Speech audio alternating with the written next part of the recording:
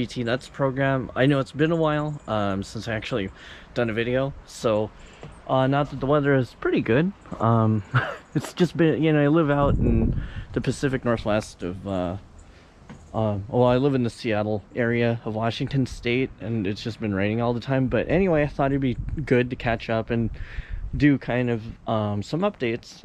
One of them is I finally got this bike complete. This is my GT RTS Supermod. Well, that's what I'm calling it. It's actually not an original idea. What I've done, I'll show you on the other side what I'm talking about.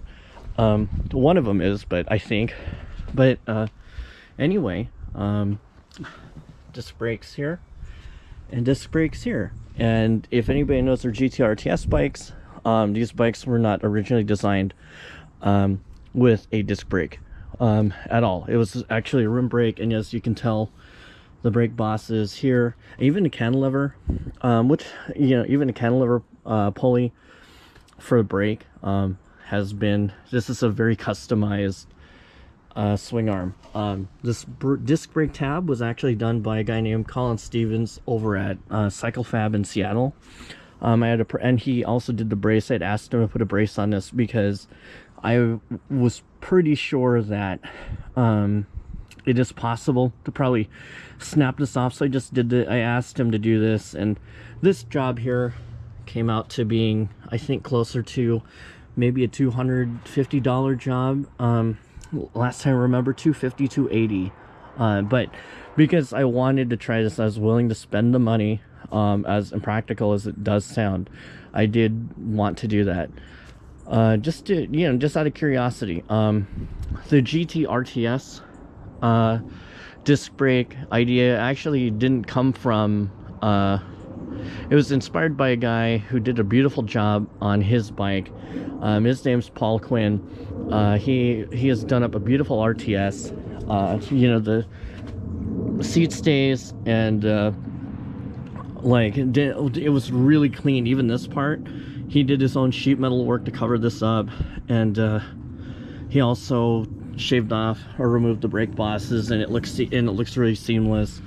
Repainted the swing arm, and he also did a brake brace, and welded the disc brake tab. I mean, it was such a beautiful job. And so I was curious about doing that. The only thing I've done different is I actually installed, check this out, it's a dropper post.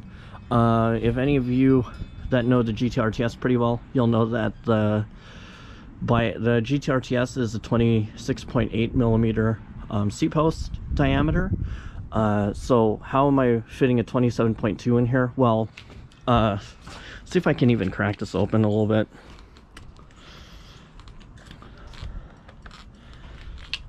Okay, never mind, that was a dumb idea. So I had nailed this down pretty good to where the cable housing's kind of snug. But the way I did it, if you can even have an idea through here, but the seat tube thickness here is pretty thick. On the old school bikes, it's pretty thick. So what I did is I took a reaming tool, and that was gonna get me close to 27.2, because wall thickness here is about roughly 2.6 millimeters. I needed to shave off roughly a ballpark 2 millimeters off out of here. So did that with a reamer, and then did a flex zone to smoothen it out, and now it fits a 27.2. You have to, if you're gonna try doing this with other bikes, just be cautious with the reamer. Don't go wild, because you'll need cutting fluid for the reamer on the blade, and then you'll need a flex zone just to kind of smoothen things out, and then a piece to extend, because the dropper post, right, inserts all the way down pretty deep, and you need a tool for that. Reamers usually go about here, so the extension tool needs to go further down.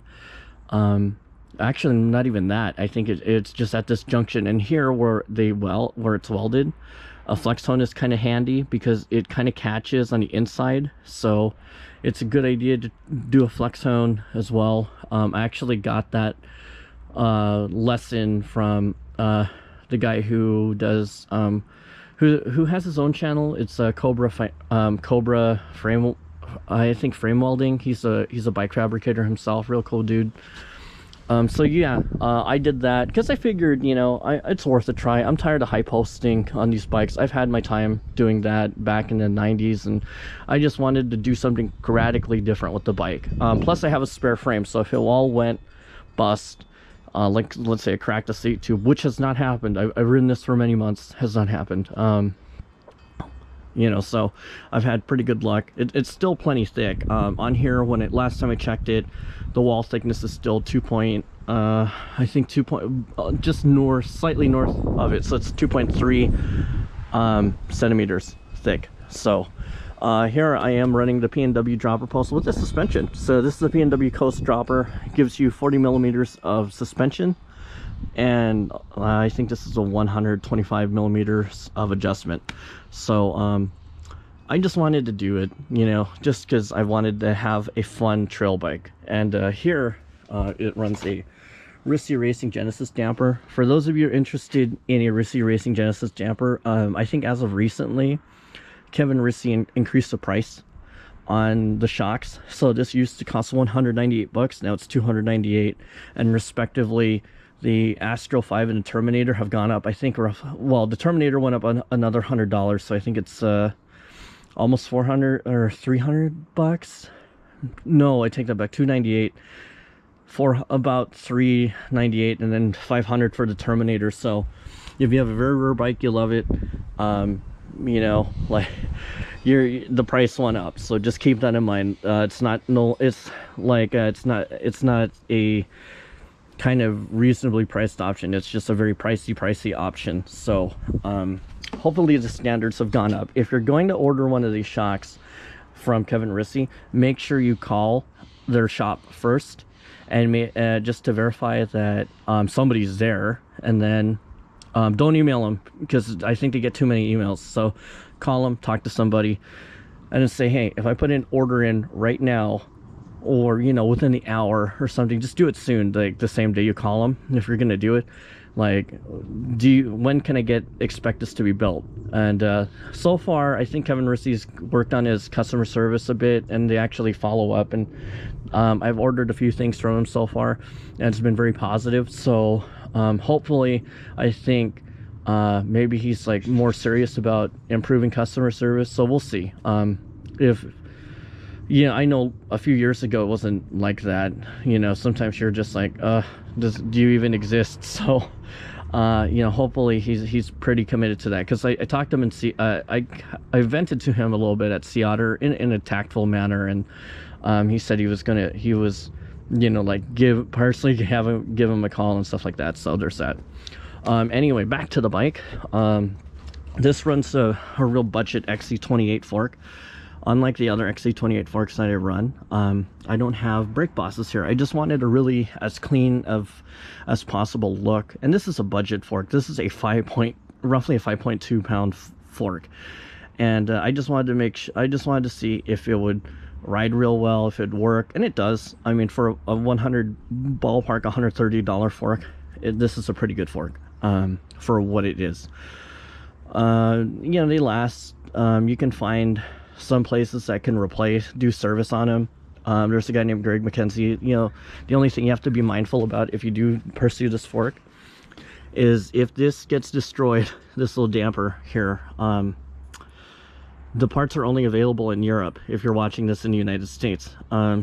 So if you're trying to import this to the US, it's a very expensive part. It's not even worth getting the fork. You might as well get yourself like the air shot. I think they still make an air fork, or they have it.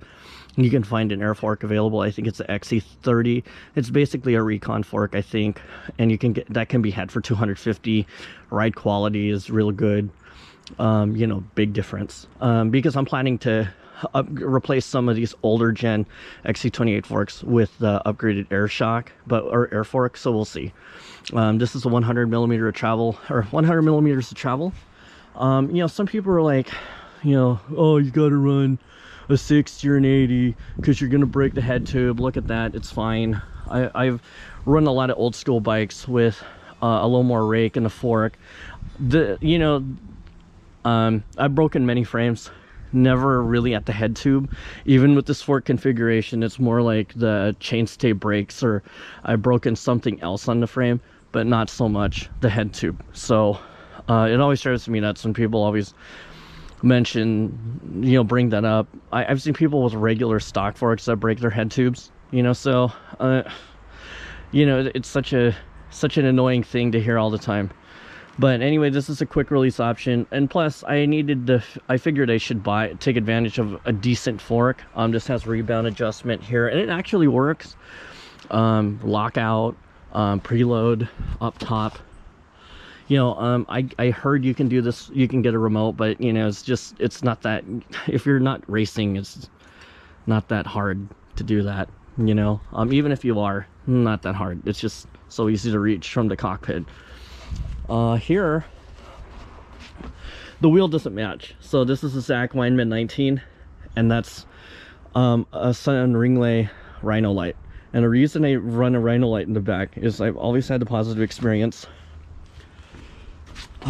with these rims. They're really durable. I use them on my BMX bike. I've had them on other trials bikes, and for a trail bike I'm planning to ride pretty hard, I wanted a really good wheel. I didn't want to do a Zach 19. I've never had luck with a Weinman Zach 19 rear wheel. Like, they've always come out of true. This thing, I've done some tricks and failed executing them, and it still holds up. Like, out of all the years I've had many of these Sun Rim Rhino lights, in a 26-inch, this is a 26-inch wheel. You can't put a 27.5 if you've entertained it. You would have to extend this. And I think it's not, I said that's ridiculous. Some people have like, well, you know, you just weld this and that. Like, I don't know. Like, I think you kind of screw up something. My guess is, and plus, you know, you're not welding a disc brake tab. You're having to have this whole entire swing arm to add some extension to it. And but if you leave it stock, you can't run a 27.5. It's been tried. So I think Paul Quinn had, actually, no, it is true, Paul Quinn had tried doing that, and it just, the clearance is, this tire will be eating into this brace, and you want to leave that on, because otherwise this will get flexy. I only know that because a long time ago I broke one of these off, and I rode it as is, and it was an annoying sound, but you could hear the flex, so you need that on there. And I also run the SRAM centerline rotors. They've been good. I'm gonna replace them with the Storm rotors at some point. It's just with COVID, prices have gone up a bit, and the supply and chain has been a little bit affected, so it's hard for me to get parts that I really want. But for this build, it worked out way better than my Mongoose amplifier too.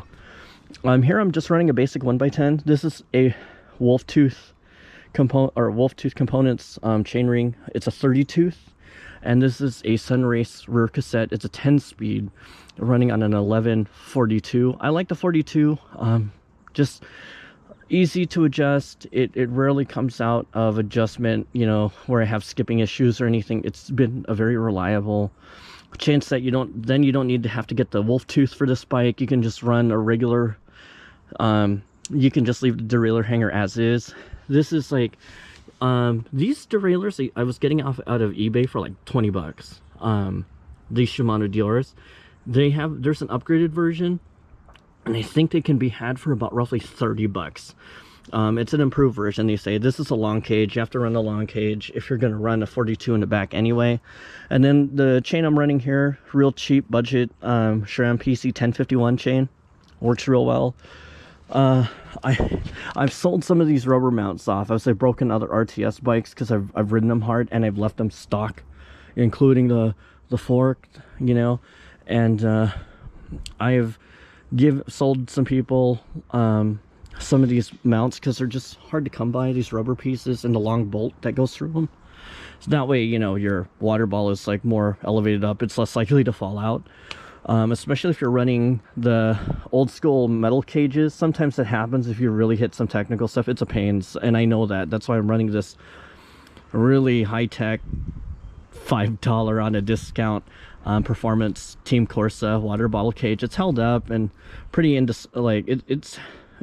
pretty durable. It's a cheap part that's held up, just like their pedals. These are the Forte platform pedals. They work real nice. The pins are, I haven't had issues. I haven't even rebuilt these though, so they don't spin that great. They were just these, you know, on a coupon back when Performance Bicycle had brick and mortar stores. You could get these on sale and use your points, and you could get these for like 10-15 bucks. And I should take these old pedals apart and treat them right. I'm just too scared if I open it up and find out that I have to replace parts, and it's just the end of it. But I think eventually I will replace these with the Race Face Chester pedals. I like those too. They're my favorite. There's another generic brand that's a knockoff of the Race Face Chesters, and I just kind of want to try that to try it. We'll see. Here, I'm running a Chris King headset. I got this out of Recycled Cycles. What I do is when I buy these old bikes, I strip them down. Then I trade in for store credit at Recycled Cycles. You know, money, or not money, but, you know, store credits. And then I use it to, you know, somebody usually has like, in the display case, they always have like a Chris King 118 headset. And, you know, it's like I'm supporting them and I'm helping them out, because the prices they give you for a lot of those parts is not, don't expect to break even. Like, it's just, it's the way you have to look at it is it better than having to go on Craigslist and sell these parts and then people bail and flake out on you? It drives me nuts. So that's why it's just, I'd rather have, and they're in, you know, because of COVID, used parts are hard to come by, good ones anyway. So I figure if I strip down bikes, they could, I can help the shop out, and they can help me out with this really nice Chris King headset. Of course, I run the Magura MT5 brakes, and these are some old GT grips. I'll probably replace out with Race Face Half Nelsons. This is a Shimano Z shifter here. It's a 10-speed. You can get this shifter on Jensen, I think, right now for about 23 bucks. I like these. These are my favorite 10-speed shifters. They're crisp. They require very, if any, little maintenance, and all weather they shift reliably. I love them. Like dirt, mud, just, you know, just give your bike a good wash. You know, don't leave crap hanging, and this should last you for a while. I have a Pro Logo saddle. It's a 147 width because that's my sit bone width. And I got this on the cheap. I'll replace it with an SQ Lab saddle. I'm enjoying the SQ Lab 611 and 612 saddles a lot on my other bikes. So as this one wears out, or one of my friends needs a saddle, I think it'll be an opportunity for me to replace it. But so far this is okay. You know, this is more like a 1 to 2 hour ride saddle. The SQ Labs ones are more like a 3 to 4, which is nice. Oh, and shout out to Paul Components. They make a beautiful dropper trigger. I love their, like, these Paul dropper triggers. And make sure you get, if you're gonna order one, be careful. They have one for a drop bar. So theirs is a 31.8. For a mountain bike, you need a 22.2 millimeter one. And I love it. They're mechanic friendly. They keep the bolt at the top, so you don't have to remove your grips or your brake lever. You can just literally just clamp it as is and set it, you know. And what I love is this will accept both cable, like both ends of the cable, so the cable head or, you know, the end part. I love it. Really easy to install, feels real nice. Even when it's wet, don't worry. Your Pacific Northwest is really rainy. I've never had issues where my thumb's slipping. You know, this grips real well. Nice ergonomics. Here, it's a ball bearing, so this actuates real nice. Some nice, real tidy cable adjust. I enjoy it, and mated with the P&W dropper, which gives you a 3-year warranty. You can do their cycled refurb program as well, and you can get them for a fraction, or you can get them for about half the price, or at least 2/3 the price of a brand new one. And it's a good option as well. They warranty the refurbs for, I think, a full year. Here, another Paul Components stem, or a part I love is their stem. This is a box car stem. It's a 45 millimeter length with a 31.8 clamp diameter. Some people ask why I don't do 35s. I think that's too much. Alright, so if you're wondering what happened, my battery died. So back to the stem. Anyway, this is a Paul component stem. As you can tell here, it's a they're a little bit different. They use torque. They use T25 bolts on this one, and so far from what I've heard, and what I've noticed is it's hard to round these out. You can try over tightening these, and these will not strip out. You would have to have some real Arnold Schwarzenegger strength. I think they'll do above 12 Newton meters. You can put a lot of torque into them and they won't round out. So you can use a crappy Harbor Freight torque wrench and you don't have to worry. This isn't soft metal, you know, so you don't have to worry about stripping them out. So that's what I enjoy. And that also applies to the steer tube clamps as well. These are T25s, and this is a 31.8 handlebar clamp diameter on a 45 millimeter length stem on a 1 threadless steer tube, and it's my favorite. They do a great job machining these. It's just a really nice quality product. Paul Components even hiked up the price on their stuff too. Well, not too much. I think, you know, I had debated, this is in their silver, so this is the oh darn, I guess I'm wrong. It says 50, so it's it's their 50 millimeter length stem, but still it looks pretty short and it handles real nice. Yeah, they just make great parts, and they're made in their factory, and everything they make is out of Chico, California. And they're a great group. They provide awesome customer service, and even though you're paying a little more for their components, I mean, they're very nice components. Their polished one is like jewelry store grade. I wanted to go that route, but I was like, am I making it too flashy, but too blingy? But I don't know if there's such a thing. But this was nice and subtle with the Chromag foo bars. I wish Chromag would still make these. You know, nothing is more awesome, to be honest, than to have kids that are teenagers. You know, there were two. I've been road cycling this whole time, hence I haven't done a shred. One of the other reasons I haven't done a shredded edit, and you know, well, I wanted to work on my fitness. As you can tell, I'm a heavier guy in my shredded edit videos, so I was like, I need to get a move on that weight loss thing or that fitness thing. But anyway. There were some kids who were on some new spanking bikes. Like, you know, I think one of the kids was on a cool, like, you know, definitely bikes that weren't south of $1,000. And as I'm riding by, they're like, that's a real cool bike, man. I love it. Like, I appreciate kids aren't looking at my wheel size and like, oh, it's a 26-inch, or oh, you're not gonna roll over stuff as easy, or whatever it is. So I appreciate that. You know, so it's just nice that people can appreciate the beauty of these bikes. The RTS bikes, I've had many and I've broken many because I ride like an idiot sometimes, but they're beautiful bikes. I actually love the design of these over the classic LTS, and actually my GT LTS in one of my shredded edit videos, it's stripped down right now, sort of, and gonna rebuild it. I've already reamed out the seat tube to fit another 27.2 seat post.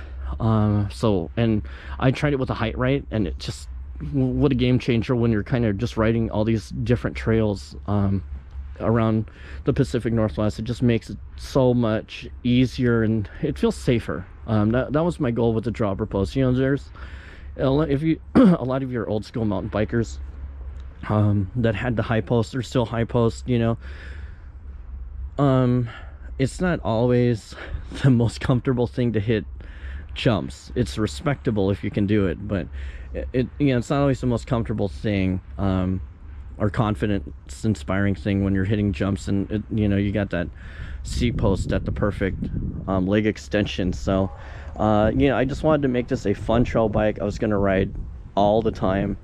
You know, I have many bikes, like my new ZAS cars and stuff, and they're great. What I love about these old bikes, the GT RTS stuff, and I put so much money into restoring them, is you know, or not restoring them, just rebuilding them in the way that reimagined, right, is the fact that what I love about these cool bikes is everybody, and it's true, like buying a new bike is cheaper or more practical and all this, but these bikes sort of remind, and why I love riding them is, and don't get me wrong, the GT Zaskar, the 2020 GT Zaskar Elite alloy that I have, or my Carbon Pro, or even my LTS Sensor Elite, they all ride way better than this bike. Like, they all have better handling characteristics, and I can ride the trails faster. What I love about this bike is it's not always about the speed. You know, like if you think about an old Ferrari, for example, you know what I love about the old Ferraris is they have great lines, right? But then you hear the engine and you drive them, and they're so visceral. There's no traction or a takeoff assist. There's no traction control. You know, it's just a basic, I shouldn't say basic, it's a Ferrari, but it has a manual gearbox. It's not semi-automatic. It's just a manual gearbox, and all the feeling, the visceral and raw feel of just enjoying the raw experience of it is great. All I wanted to do was enjoy a little bit of the raw experience and demanding experience out of these classic machines, yet try to see what would have happened if you can kind of make them a little bit contemporary. Does it really improve them, or does it not? And that's why I went on a limb and did this. But it's such a, oh yeah, and everybody, I moved. No longer on the concrete patio. You know, and these are old Shimano Dior crank sets I got for cheap off a buddy. These are the 175 mil length, and it's a threaded bottom bracket. And you take note, you know, and they're just beautiful machines. I love them. And so I thought, could I take an old bike and make it really cool? And you know, when you have kids that are into mountain biking and they just see this bike, and it's not the freshest, newest thing, it's not the latest bike out of Specialized, it's not the brand new bike, Martin Mays. Well, I think it's Mice in Belgium. His last name is actually pronounced Mice. You know, I mean, it's such really cool bikes, right? But I always feel good going anywhere and people are like, wow, this is a beautiful bike, you know. Not the most expensive components. I'm running WTB tires. Actually, these old Mud Paddler tires, they're really great in the winter. I can't help but recommend these. So the WTB Velociraptor tires are really good. I'd love to try some Panaracer Smoke and Dart. Panaracer's still making the old classic tires on the 26-inch, so I might try those in the future. But so far, this is a really cool bike. I'm proud of it. You know, I'd like to thank my friend Vince for helping paint this rear swing arm. He had cut off the pulley and he just added this, welded this bolt on, so it didn't have this big gaping hole. You know, Colin Stevens over at Colin, or Colin Stevens at CycleFab, for and putting in this doing the welding around here for the disc brake tab, and also the chain and seat stay brace. And also AJ Johnson over at JHY Bikes, because I'm not the best with hydraulic brakes yet, so I depend on his expertise and his crew to make that happen. And I'll drop the links to all these people except Vince. Like, then you're just getting his email, but because he's a buddy who just has metal tools, any metalworking knowledge, so I trust him to know what he's doing compared to me. So anyway, that is it. Oh yeah, this bike doesn't run tubeless either. It runs tubes with Mr. Tuffy liner. You know, does it add weight? This bike weighs actually, I think, closer to the 30, it's north of 30 pounds for sure. But it's such a fun bruiser bike. You can take this off drops and stuff. I hope to do a shredded edit when the trails aren't so muddy, because I don't want to be hitting drops and then like I land and sink into the mud. That stops me dead. That's gonna suck. But yeah, this is my GT RTS Supermod. If you have any questions, feel free to ask. I'm happy to answer them. You know, hopefully this inspires people to be interested in maybe trying some different stuff. I know people do adapters with their RTS disc brakes, so I'm just saying that I know there's not a lot of people who hire a fabricator to weld on work with a bike fabricator to do a disc brake tab you know, and dump like nearly 300, 250, 300 bucks on it. So, you know, but that is it. Stay tuned. I'm going to do one on my Mongoose amplifier. So, because I finally finished up that bike in a little bit, not exactly as I had hoped. You know, just because of COVID, you know, it just makes finding parts harder, or it puts a little bit of strain on the budget. So other than that, thanks for watching. I will see you in the next round. All right, bye.